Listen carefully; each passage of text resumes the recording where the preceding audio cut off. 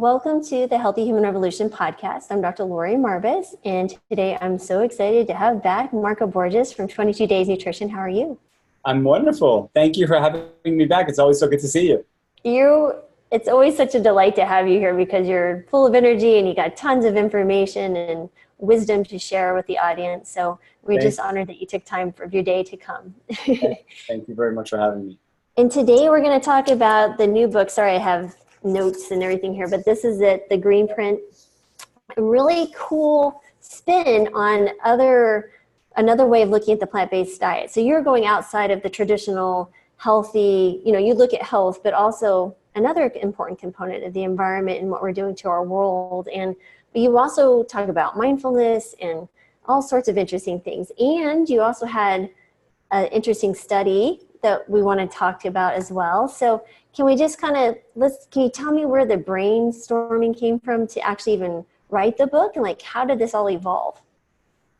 Well, as you know, for me, it's really all about educating, inspiring, arming people with what they need to be able to move in the direction of a healthier lifestyle. But what you find is that motivation it fades over time, right? So when people think, oh yeah, I'm going to start the new diet, new year, new you, within the first month, sometimes within the first week, they're off the wagon again. And it's because that motivation that they were using to push themselves starts to fade over time, whether it's I'm trying to look good for the summer, for a bikini, the summer comes, it's gone, the motivation is gone. I'm trying to look good for this wedding, the wedding comes, it goes, the motivation's gone. So we're fixing our motivation onto external factors that really fade over time. So what I've said for years is that, it's not about motivation, it's about passion, right? It's about passion sustains, right? If you're doing it for the right reasons, that will sustain over time. And what I'm trying to do is elevate the consciousness around what we're putting into our bodies, how it affects us, how it affects our family members, how it affects our community, how it affects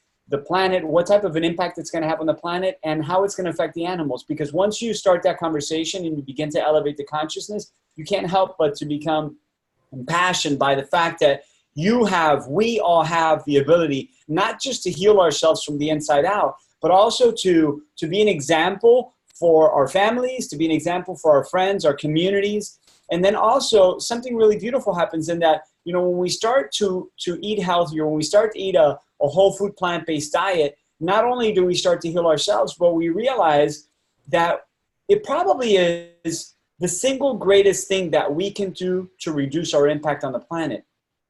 It probably is the single most impactful thing that we can do to lessen the suffering of animals.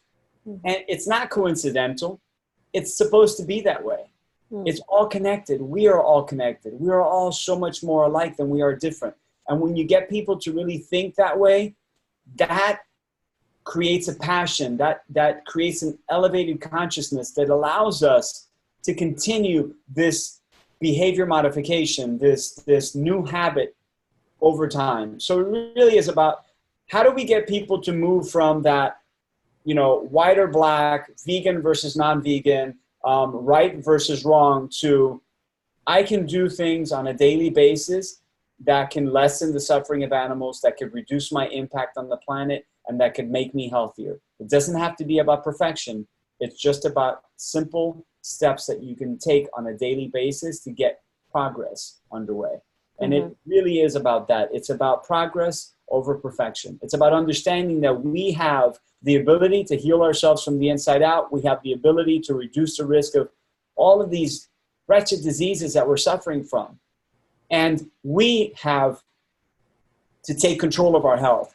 We can't continue to delegate our health, our symptoms, our conditions to practitioners, in doctors' offices or in hospitals. I was speaking to someone yesterday. I said, to me, it's really mind-blowing that we expect our doctors to tell us the condition we're in when they see us one time a year for 10 or 15 minutes.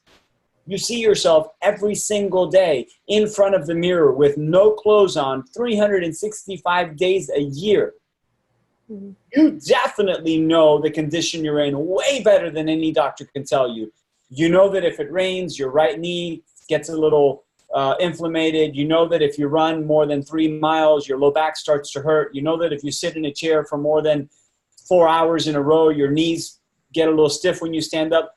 No one knows this other than you. No one knows this better than you. So who better than us to take control of our health and take these conditions and try to reverse them through diet and exercise? Wow, there's a lot there we could actually dive into, but it's you're exactly right. It comes back. We got to look at who's looking in the mirror and actually say we need to be we're the owners of our body. We need to be the owners of our health and our future, and everything goes into it. That's exactly right. So, can you tell me a little bit about the Holy Name study, because I think that's a great segue into the book and where you meant to go with the book and what's we can expect when we read it.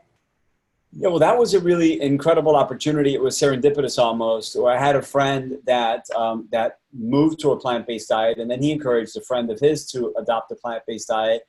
And through that encouragement, his friend not only adopted a plant-based diet, but also lost 78 pounds or so in the process. This friend happened to be one of the top cardiologists in all of New York, New Jersey, and is a top cardiologist at Holy Name Hospital.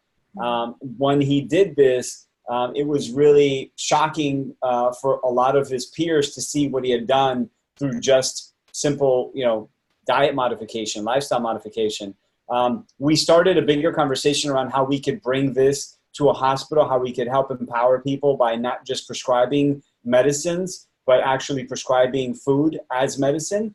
And it really resonated deeply with them. And to their credit, I mean, they were absolute champions from day one. They said, you know what, we love this. We'd love to give this a try, but in a much bigger way. We're going to put out an email and see how many of our hospital employees are willing to take this challenge, and we'll get back to you. And we want to be able to put a certain number of employees on a plant-based diet over the course of 22 days, 44 days, 66 days, and see how that goes, and then measure, lipid profiles, weight, do STIKU testing, so like the body fat measurements, and a bunch of really neat things that they were offering as a part of this study. And what they found was that within like 24 hours, they had to shut down the offering because so many participants in the hospital, so many employees at the hospital wanted to participate in the study. It was the most they've ever seen in any study they've ever done. I mean, they said, look, we typically put an email out like this, and maybe we get 40 people to respond to us. And within a day, they had something like 200 and some odd people. They literally had to shut it down because they just couldn't afford it. So it was a beautiful thing. What we did is that we took the entire group and we split them into 3 different cohorts. And one of the cohorts was a standard American diet. Another one was a vegetarian diet. And another one was a whole food plant-based diet. And, the whole food plant-based diets did so much better than the standard American diet that it's almost unfair to compare the two. It's actually much more fair to compare the whole food plant-based diet with the vegetarian, because even that was a massive, massive improvement. I mean, we saw LDL levels improve by more than 40% in less than 22 days. Mind blowing. I mean, if that was a pharmaceutical drug, it'd be $1 trillion drug. You and I both know that. Yeah? Yet it's not. It's just food, right? So food truly is medicine, and we were able to prove that with this study. We not only saw improved biomarkers, but we also got the greatest response, which was the individuals themselves telling us how they felt. We'd had someone that didn't go to the bathroom regularly for I don't know how many years. All of a sudden, regularity came, instantly. We had someone that had suffered from migraines for decades.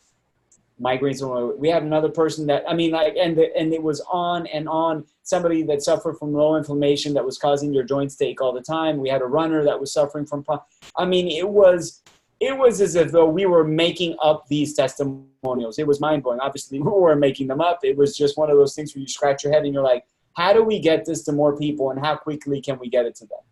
Wow, exactly.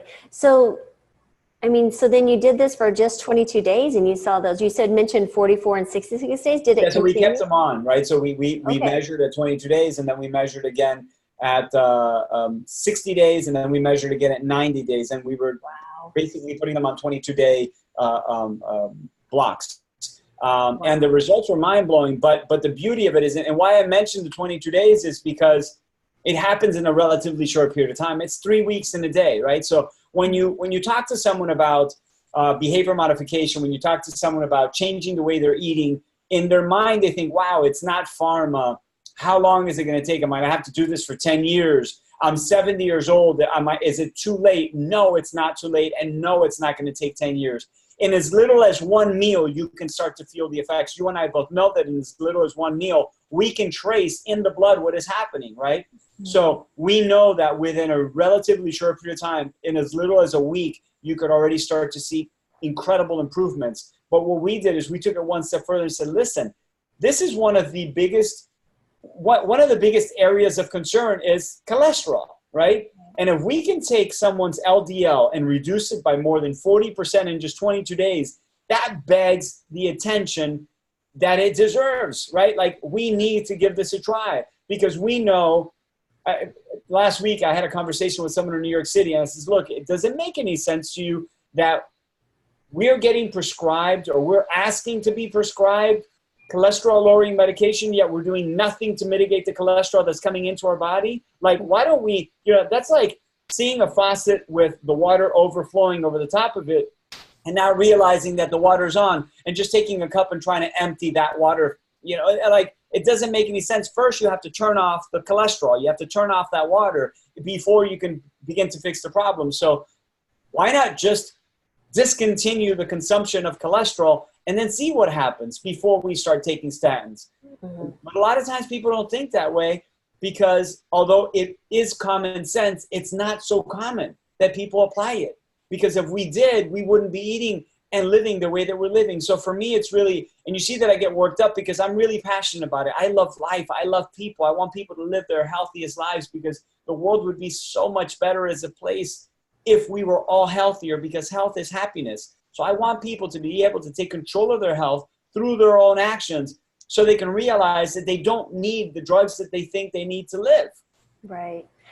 I think you've really touched on a very, very important point, because when I help transition people to a whole food plant-based diet, it's not the fact that they can actually even get off medications. Oftentimes, it's not the motivator. So what I do is I start talking to them about exactly what you're saying, the life that you could lead, right? So here's your trajectory. You're going to be sick and continue on medications, or switch over what you're eating and let's see where this new trajectory can take you. And sharing those stories, like you said, all those testimonials, reversing diabetes and more energy and less pain and cholesterol dropping, that is actually what intrigues their interest, because nobody ever speaks to them in that language, especially as a health professional trying to get someone to switch to a plant-based diet. It's really, that is the difference. I think we just have to be better marketers than we're trying. We're trying. There's a lot to do with marketing, I do believe, for sure. And it's unfair because we live in a world where people like to be lied to. I say that we like to hear good things about our bad habits,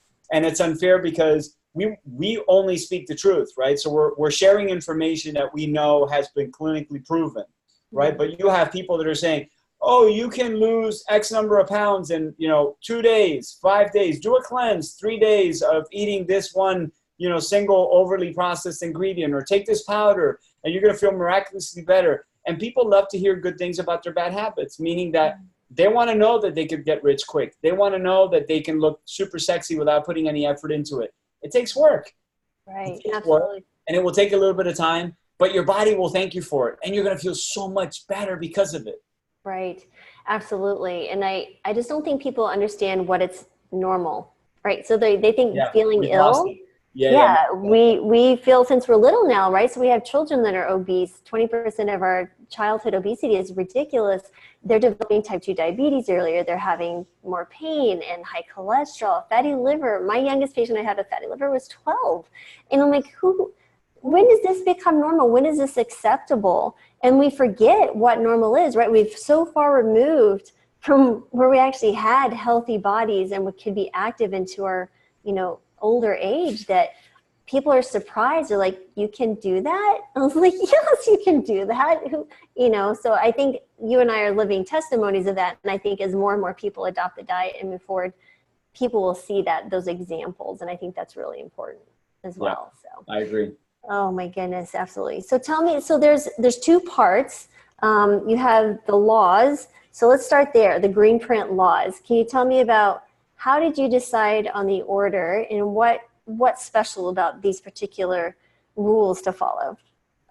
Well, I developed the laws over many years of practicing, obviously one-on-one with clients, and I realized that sometimes it's easier to give people guidance. It's almost like giving people the tools to be able to do the job correctly. I've always said that there's a tool for every job. Like, for example, have you ever gotten your son, did you ever get your son something for Christmas or his birthday or Hanukkah or whatever holiday that required like tiny batteries, except you didn't have that little screwdriver? So you tried like this humongous butter knife and you're like trying to twist the thing and you're like breaking the knife and breaking the plastic. It's incredibly difficult, but actually it isn't. It's only difficult because you don't have the right tool. So if we arm people with the right tool, which is that really tiny Phillips screwdriver that takes it off in 1 second, it becomes exponentially easier. So for me, it was about creating a system of laws that allowed people to live the life that they want to live and they should be living without having to think about it. So some of the laws, you'll read once, you'll learn it, and you'll never think about it again.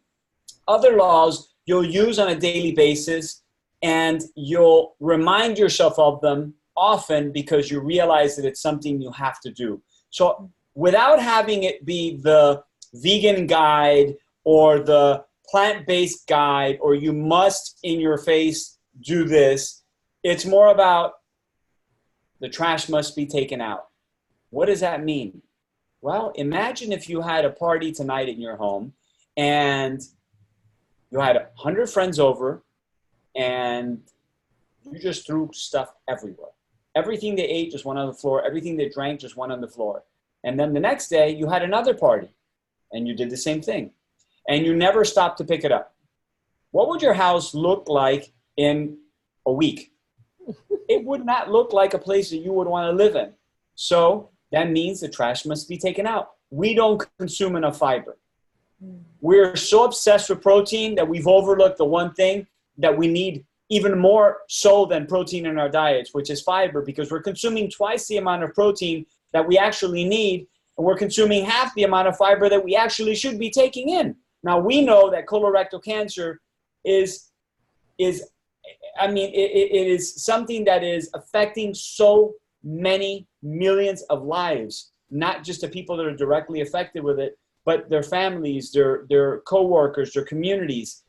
And it's something that with a little more fiber, you can reduce the risk for this horrible disease. It's something that we can reduce, that we can mitigate greatly by what we're putting into our body. So it's about getting people to focus more about taking out the garbage so that you have a clean home than it is about, putting in an excess number of protein calories. So it's little things like that, like taking out the trash, getting people to be like, you know what, that is true. I've got to take out the trash. If I don't get rid of this stuff that's in me, I'm not going to feel good. My body's not going to be able to function the way it's supposed to. I'm going to get toxic.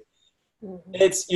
It's something like, Kaizen, practicing continuous self-improvement. And all of these laws provide the stepstones that you need to be able to get where you want in a very easy way. That's manageable, that's controllable. You can adopt one law at a time. You can adopt 2 laws at a time. You can read them all and apply them into your lives on a weekly basis. But at the end of the day, if you follow these laws, and if you notice, nowhere in the laws does it say you must eat 100% plants 100% of the time. It's just telling you this is what you need. It's very commonsensical, right? This is what you need to do. I put it in terminology that people understand. Wow, that makes a lot of sense. How did I not think of that?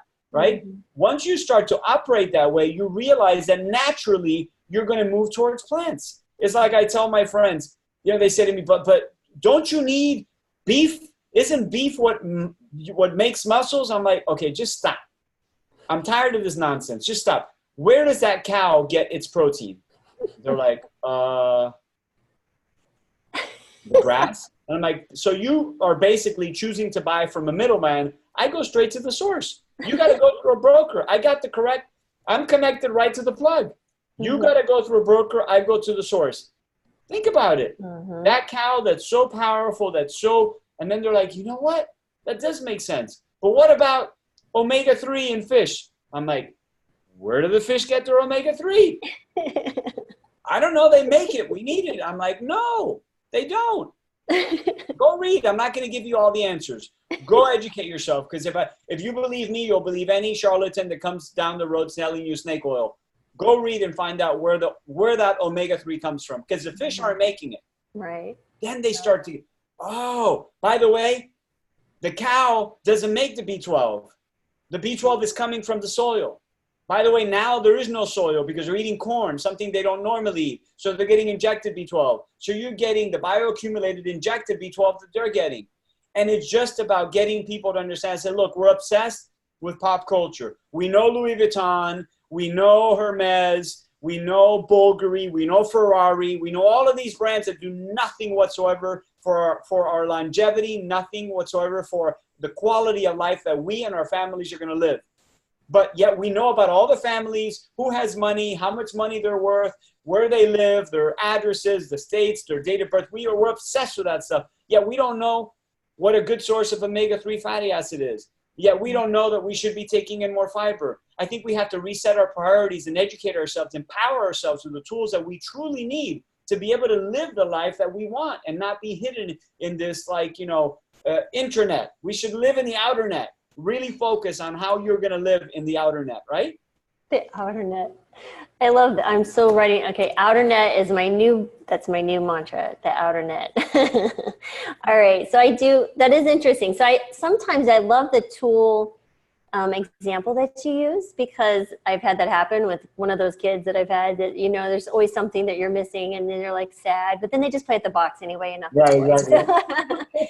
But I'm curious though, there's a recent study out that shows that the cohort in America that actually has the greatest risk factors for colon cancer and rectal cancer is 18 to 35. So I was just thinking, this is our future. My kids are in that cohort, and they have double the risk of colon cancer, quadruple the risk of rectal cancer. And it's funny, so I'm in a lot of mom physician groups on Facebook and different things, and I share these studies. So I try not to be too in your face, like you said, just kind of sharing information, hoping to start a conversation with other physicians that can change lives. And what's interesting, like, what do you think is causing that? I was like, really? Is it really that hard? Do I have to be that? I'm saying it's fiber, it's lack of fiber. That's their tool. Like, they're missing the actual fiber tool. And then they're coming up with all these other random thoughts and excuses. Like, come on, people, this is really simple. So, yeah. But I've started telling patients, instead of worrying about those macronutrients, I was like, right now I need you to eat 50 grams of fiber a day, because if they can do 50 grams of fiber, they will have no room for anything else. So yeah. I know what I eat, and I'm hitting 55, 65, somewhere in there. They'll be so amazingly full. I love that. By the way, I want to dummy proof it even more. Okay. I tell all my friends, just eat plants. You won't have to count. You don't have to count. If you eat plants, you're going to get enough fiber. If you eat plants, you're going to get enough protein. Yep. If you eat plants, you're going to get enough carbohydrates, enough of all the micronutrients, unless you're eating just one leaf of spinach a day, which no one's going to eat, because you're going to need to eat basically to satiate yourself. But if you're eating the right number of calories, you're going to get exactly what you need in your body. Mm-hmm. And what's crazy is, going back to what you were saying about, the kids that are at highest risk today, look at what they're eating. Mm-hmm. Look at where the food is coming from. We continue to over-process food, where when we started when we started this whole process of animal agriculture, putting them in, it started with getting just a few cows and putting them on a farm. Then it was getting more cows into that farm to the point where they didn't fit. Now let's start putting them in crates. We start putting them in crates, but it takes too much work to put that much grass, that much, food in front of them on a daily basis. How do we get that food to be cheaper? So now the food changed, and it's no longer just what their typical diet is. Now we're giving them grains that they've they've never eaten before. Now we're giving them genetically modified soy. Now we're injecting them with vitamins. Now we're injecting them with growth hormones and antibiotics. So the food is getting actually worse than it ever has been. And you think that you don't know why we're getting more cancer than we've ever gotten? And I mean, I think that you know the data better than 99.9% of people out there. Cancer is going to overtake heart disease in a very, very short period of time. It's not because heart disease is slowing down. It's because cancer is growing exponentially. What do we think it is? Like, we not get it? But what's sad is that people want to put themselves in a position where they're hopeless, where it's not up to them. It's the environment. It's, you know, all the radio waves. It's, you know, the world is changing. It isn't that. That might be a small piece of it, but that isn't the majority of the problem. The problem can be corrected through diet and nutrition, because I'm seeing it. I'm seeing it on a daily basis. I'm seeing people change their lives. And I'm that guy that, you know, you could be a clinician or you could be on the other end of the spectrum and know nothing. I fall like right in the middle of like equal parts research, equal parts clinical, equal parts working with people one-on-one. So if I never read any study in my entire life, I have seen with my own eyes that I have treated friends, family members, relatives that have switched to a whole food plant-based diet and have cured themselves of everything. So it's not like they can say, well, that was, you know, it's a whatever, it's a PETA study, or it's a, no, I don't want to hear it. I've seen my own family reverse cholesterol, reverse diabetes, reverse, I mean, like, it's unbelievable. So we just have to decide what we want to be.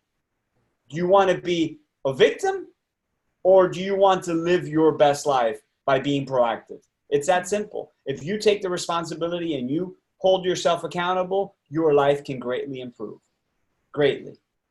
You know, I think that begs to a deeper situation in our culture, right? So this kind of victim mentality culture that we're breeding, do you feel like there's maybe something else that we could be doing besides even just telling them, you know, education is one thing, but how do we get people to step outside of a very comforting place? Like, because it takes courage to step out of being a victim role, right? It takes courage to say like, wow, I'm going to own my own health. You know, it's because it's unknown. Not necessarily that it's not better, and they know that, but it can be very difficult, you know, having dealt with patients in some very interesting situations. Is there a way that you found that makes it easier for people to understand that they can do this and succeed? Is it the accountability? Is it support? What is it that you found that's been really helpful to do that? I mean, it starts with conversation, right? I think that we live in a society where we have played on extremes for so long. And I'll use the example of obesity, right? On the one hand, you have in one extreme where we were shaming people for being fat and they were being bullied. And then everyone got so scared that then all of the companies out there were like, oh, we don't want to be perceived as that. Let's go to the other direction. Let's just forget about obesity altogether. So they went, boom, they bounced off that and they went off the deep end. We're like, we're not even going to talk about it. You could be 500 pounds and we'll put you on the cover of Runner's World. We don't care. We want to show that we are supporting you, that we are non-judgmental, but you're doing more damage than you are good, because people don't realize that a conversation needs to be had. We need to have an open dialogue. It's about saying, you know what? It isn't okay to fat shame. It isn't okay to give people negative, imagery of their body.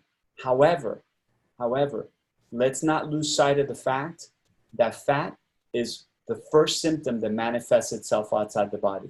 You don't see diabetes on the outside of the body. You don't see a sticker that grows that says you're going to get cancer in 5 years. And we know that those that are morbidly obese have a much higher risk factor for diabetes, for heart disease, which is still the #1 killer, and cancer. So to ignore the fat is actually more of a disservice than actually having the conversation. The conversation might be difficult. I get it. But shying away from the conversation doesn't make that better. It actually makes it worse. So we go from having stick models that are 50 pounds on the cover of magazines to now having models that are morbidly obese on the cover of magazines. And it all is to appease an audience because they're being sold, and people don't see that. You're constantly being sold. It's not because the person that created that cover for that magazine wants to love you and wants to embrace every part of you. It's because they're hoping that you see them as part of you and that you buy into the notion that they're more accepting of you. And that's wrong. So I think that we need to create that conversation in society where we say to people, we love you. It's not about fat shaming. We're going to love you regardless of whether you're 100 pounds or you're 500 pounds. Our love is not going to change. As a matter of fact, the more I love you, the healthier I want you to be. We all care about each other. We're all citizens of the planet, and we have to be better to each other and for each other. And if we're going to do that, we have to have a conversation that is healthy around what it truly means to live a healthy lifestyle. And when we see people, I'm the first one. I'll see a friend that I haven't seen in a long period of time, and if I see they've gained, I did that one time to a friend of mine. I hadn't seen someone in like 6 or 7 years. And when I saw him, he had put on 100 pounds, literally 100 pounds. And I saw him and my eyes did what you just did. I went, what the? I said, oh my God, what happened? And he goes, what do you mean? And I said, what are you doing to yourself? I said, listen, we go back way too far for me not to say something. I said, I love you. Do you still love you? And he started cracking up. He's like, oh my God, you're never going to change. You're the greatest. And then after like 5 minutes of conversation, he starts crying. It's like, this is what happened. This is what's going on in my life. I feel like I'm lost. God put you in front of me today. I needed to see you. I'm going to get my, S back together. And before you knew it, he lost that 100 pounds. Wow. If I'd been like anyone else, or if I had chosen to walk up and just act like I didn't see it, he might not be alive today. Right. But I chose because I cared so deeply. I chose to want to help him. And he could have taken it the wrong way. And I would have stopped and I would have said, it's not about me judging you for being overweight. It's about me looking at where you are and knowing where that puts you. At what predisposition that puts you. And it's no joke. I mean, you and I know the stats. You know them better than any. Yeah, absolutely. And I think it speaks volumes of your character, though, too, right? That you would be willing to take the opportunity and the sacrifice potential to tell someone that, right? That might be offended or shy away from you and say, oh, I don't want to hear it. Because that takes courage, because you're actually putting yourself out there, vulnerability with that relationship. So I think the one common denominator, regardless of where you are on the political spectrum or whatever your beliefs are, is health, right? So we all want ourselves to be healthy, our loved ones. We've lost the definition of what health looks like in America or around the world, but we've lost the ability to have the conversation to help others find, what's going on under their hood. Why are you not feeling well? Let's talk about what is health and how we can cultivate it in the family and our relationships. There's so many factors here, but yeah, I love that story. That's phenomenal. Yeah, he's lucky to have you as a friend. Thank you. So I'm curious, what was your favorite law, by the way? Kaizen, Law 22. I saw that, and that's why it's number 22. I dog tagged that one, actually. And that's basically like, when you read that law, it's like, see above. It's like, do all of that, and you're practicing Kaizen. Because it's the reality. Kaizen is the Japanese, and we've had this conversation before. Kaizen is a Japanese word for continuous self-improvement. Right. If we can't do that, then what's different today than yesterday or the day before? Mm-hmm. Right? Exactly. And I think that every day is a new opportunity to do it again, to do it better, to be nicer, to be kinder, to be more compassionate, to be more empathetic, to be more loving, to want to make a difference, to live your best life. I'm still working on living my best life, and I think I'm living the greatest life I could ever possibly, but every day I try to do something different. I try to run a little faster. I try to lift a little differently. I try to be a little bit more mindful. I try to be a little more present. And it's not to say that I'm not. It just means that every day I strive for more. I strive for better. And there's nothing wrong with it. I think that that is life in and of itself. A couple of hours ago, I had a conversation with one of the girls in the office. And I said, you know, life is like a healthy diet, right? And she goes, how so? And I said, you should always be just a little hungry. You finish your meal, always leave a little room. Don't ever top it off. Because if you don't have that hunger in life, then life becomes meaningless. Then there's just like, you're just roaming the earth aimlessly, like just like no purpose, no rhyme, no reason. It's just, right? So for me, it's like there's always a little more that I want. I want to help a few more people. I want to be able to touch a few more lives. I want to be able to help a few more communities. I want to be able to share some more information. I want to be able to say it in a different way that resonates more. Otherwise, I wouldn't keep writing. I would have just written my book and said, okay, we did it. It was fun. Let's go. But I knew that there was an opportunity. When I wrote the Greenprint, I was like, you know what? The 22-Day Revolution and the 22-Day Revolution cookbook are really connected with a lot of people. But I'm sure I missed a lot of people because it was an all-in approach to it. It was 22 days, 100% plant-based. But maybe someone saw it and was like, man, I don't know if I could go all in. And they missed out on it. So when I created the Greenprint, and you're seeing it there, I created 3 different opportunities for you to design the program that works best for you, right? Whether it's 1 meal a day, 2 meals a day, 3 meals a day. And that's the magic of the Greenprint. Nowhere there does it say, I think you should have fish on occasion. It says, you can do 1 meal, you could do 2 meals, you could do 3 meals. Plant-based eating is the absolute healthiest thing that you could do for you, for your family, for the planet. Where do you choose to start? Yeah, because that's your second part, right? So these are the tiers. You have recipes. I have actual little tags here. I've tried a few of them. They're very good. So, you know, those are the other things people speak about. Well, like, well, I don't think I can do that. You know, you talk about this kind of adaptation over time, but just keep moving into a better daily adaptation of health and those type of things. It was really interesting when you were talking about every single day you're looking to make yourself better. So I see this as just curiosity about life, right? So this is a curiosity about what can I do today that was better yesterday? Not in a judgmental way, but it's almost like mindful living, right? So you're being mindful of what you did yesterday and what can you do better today. And it's not like you're going to try it, if you fail at something, it's shameful. It's just like just moving forward in incremental pattern in an incremental way. So that's the Kaizen, right? So can you give me an idea or share with the reader what you meant by that according to a plant-based diet? So how did you relate that to eating healthy? So continuous self-improvement is, for me, in diet, it's really like, okay, I'm not ready to go all in, but I want to see what this is about. I've tried everything else. I'm on a couple of prescription drugs. I'm a few pounds overweight. I don't feel the energy that I used to feel 10 years ago. I don't sleep as well as I did. I want to take control, right? I want to take control, but I don't know how much I can do. So you know what I'm going to do? I'm going to start with 1 meal a day. That in and of itself is Kaizen. 1 meal, a little bit better. And then that 1 meal over a week, you say, you know what? I've actually been going to the bathroom a lot better than I have in years. And I'm actually looking forward to breakfast. And I could swear that maybe it's just my mind, but I think I'm actually sleeping better. And then, wow, let me weigh myself. Oh my God, I lost 3 pounds. Holy smoke. I didn't even think about it. I wasn't even trying to do that. And you're like, what the? And you're like, maybe I'll do 2. You know what? I'm not ready for 2 meals a day yet. I'm going to stop eating regular cheese and I'm going to look into this plant-based cheese. I hear they're delicious. Ooh, these are amazing without cholesterol. I'm taking Lipitor. I want to eliminate some more cholesterol from my diet.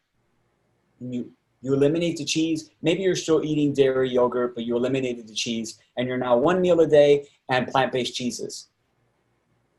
And you know what? I drink so much soda, and it doesn't really have to do with plant-based, but because I now feel like I'm doing better for myself, probably.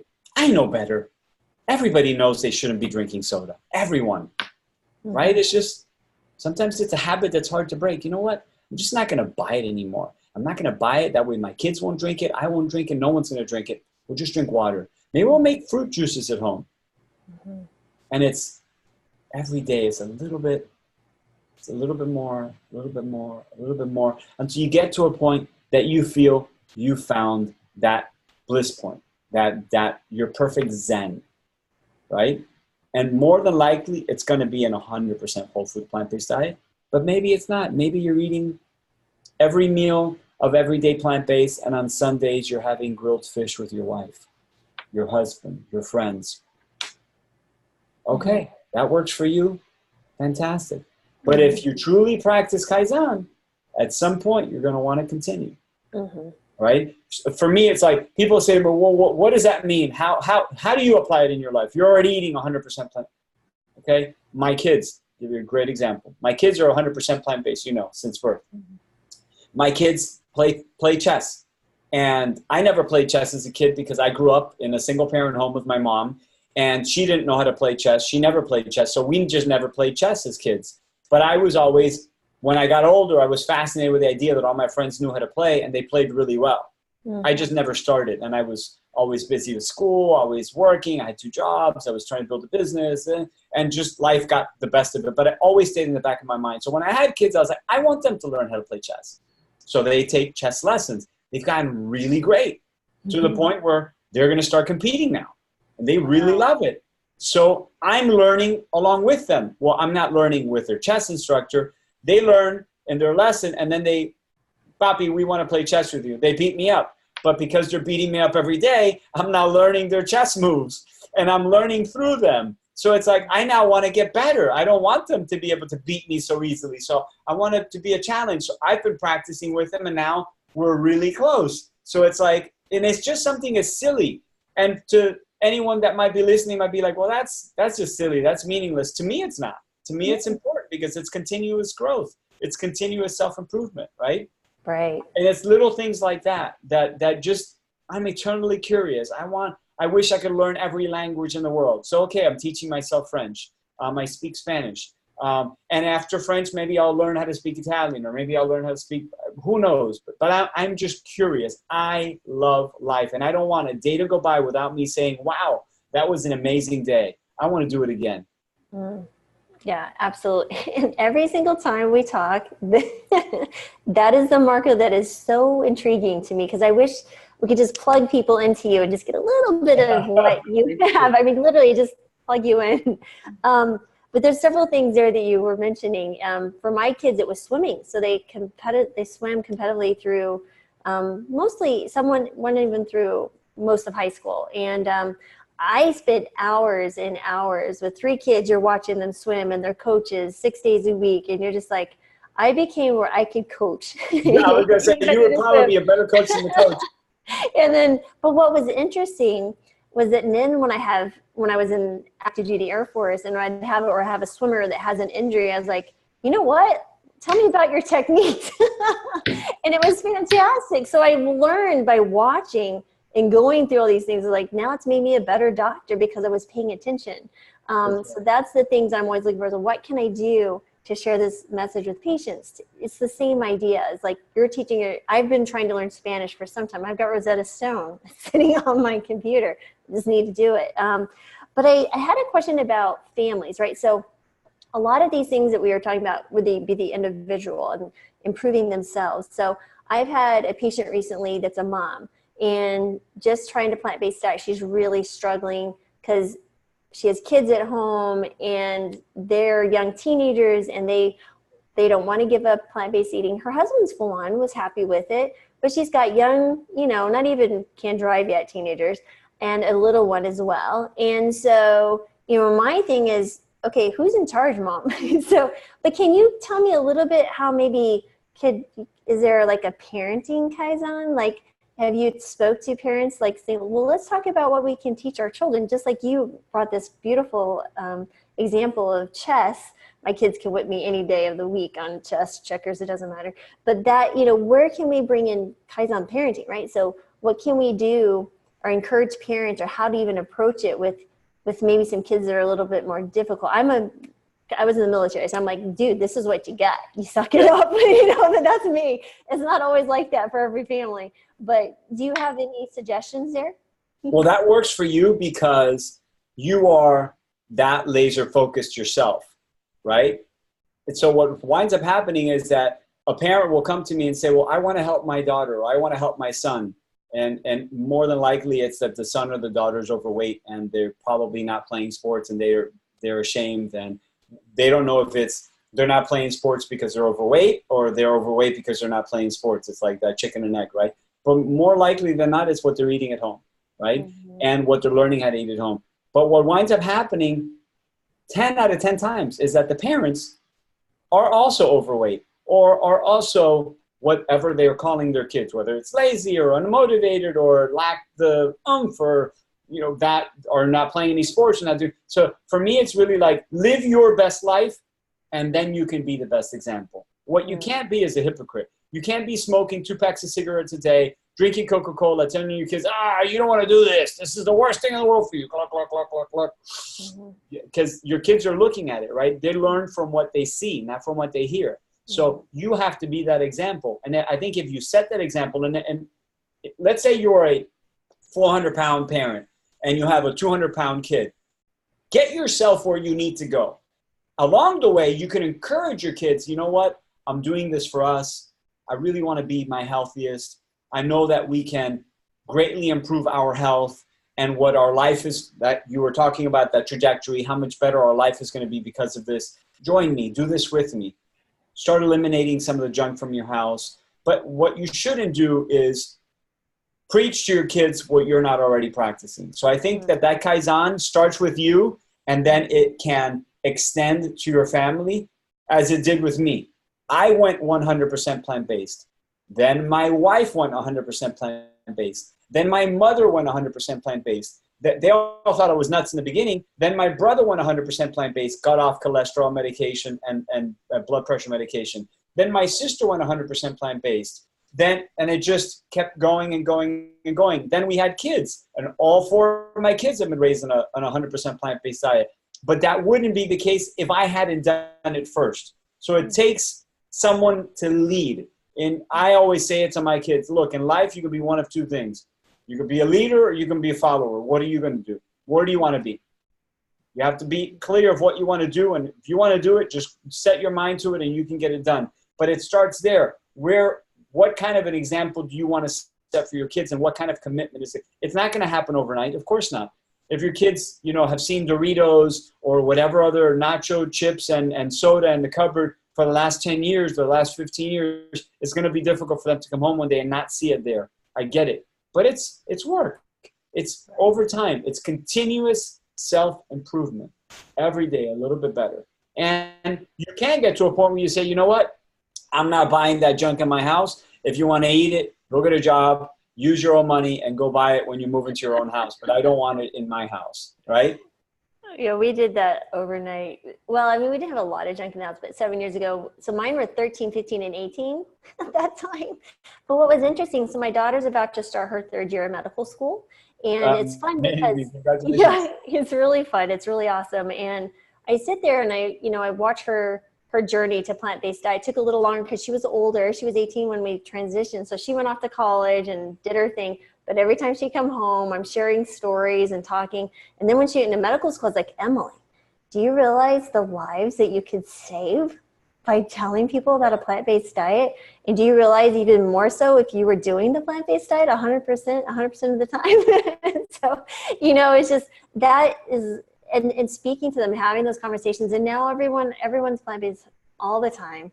My kids are, moving. My youngest is in college in Colorado. He's converting people to go plant-based. It's really fun. It's amazing. So those are the things that we can do as a parent, is just live that example. You're exactly right. Kids will catch more than they, via seeing those examples. And I use that a lot with smoking with patients. It's like, you want your kids to smoke, because if you don't, you better stop. So but yeah, it's harder said than done. But so I did want to real quick wrap up. The second part of the book was basically the 3 tiers that you kind of had mentioned. It's 1 meal a day, 2 meals a day, 3 meals a day, yummy recipes. But I got to know, there's some really good recipes. Tell me, what's your favorite one? Oh my God, that's so hard because I think you know this by now. Like, I am like a closeted chef. I'm always tinkering and I'm always making you know, delicious recipes at home with my kids. I love them all. I wouldn't have put, as a matter of fact, I had a difficult time narrowing them down because there's so many that I wanted to put in there. But there's some that are so easy to make and so incredibly delicious that it gets you to forget that you're eating plant-based, right? It just, and that's the idea. Because when people hear plant-based, immediately they think vegan, and then the next thing they think is tofu for breakfast, lunch, and dinner with something green and nasty, and like green drinks that don't taste like anything. And that's the furthest thing from what a whole food plant-based diet is, right? So if we can really get people to understand by allowing them to sample the lifestyle through delicious recipes, it's really easy to continue. But there's some, I mean, there's so many in there that I love. There's some really incredible salads. The cheesy pasta is amazing. The chickpea burger is a game changer. The chickpea tuna. I mean, there's just so many that are really good. It's hard to decide. Now I'm getting hungry. So, fantastic. And so, Marco, thank you again for putting this out in the world. And I think that it speaks volumes of who you are. You're always looking to improve the lives of others, and you can only, it's probably countless number of ripple effects that you have done. And so it's pretty incredible. And so I want to say thank you for everything you're doing. And if you had one last moment to share with someone that was maybe thinking about, well, maybe I'll give this a try, this plant-based diet, what would be the last little tipping piece of advice you think that would help someone? You can see incredible improvements in a relatively short period of time. And you've got nothing to gain, but nothing to lose, but gain health, right? So the reality is that the more we allow ourselves to try something different, I believe the greater the outcome can be. And it's quite simple. If you don't change the process, the outcome remains the same. If you want to change the outcome, you have to change the process. If you want to change those symptoms, you got to treat the underlying cause that's causing those symptoms. Because meds are only going to treat the symptom. In many, many cases, in most cases, the meds are going to treat the symptoms. They're not going to treat the underlying cause. The underlying cause is brought about by behavior. So change the behavior, change the symptom, or eliminate the symptom, and you're going to live a much healthier, much happier life. And by the way, what have you got to lose? Zero side effects. Zero side effects. Delicious food all day long. Join us. Right. I'm just like, why would keep you from doing this? Exactly. And I had a patient I followed up with recently, and I think she put it back. She's young, in her mid-20s, and several issues, and she lost a significant amount of weight in the first 7 days, and her mood cleared. She goes, I can think, I feel good. Like I don't understand that. It's like, she goes, who knew that 7 days I could feel so much better? And it was so simple as to what I was changing, just what I was eating. So I don't know, that I've heard that you've heard it a million times, and I just want people to try it. I said, prove me wrong. I've yet to be proven wrong in all these years. So. Same here. I had a conversation last week with someone that's the same thing. I said, I have never, maybe it's happened, but I have never seen it. I've just never seen it. So maybe it doesn't work for you, but all you're going to do is eat the delicious food over the course of a week, a month, 22 days. Try it for 22 days and see what happens. If nothing more, you'll walk away with a couple of healthy habits and more fiber in your diet, which we all know we could use. Yeah, absolutely. Well, thank you again, and we so appreciate you. Thank you. Thanks so much for everything you're doing. Thank you. Stop recording.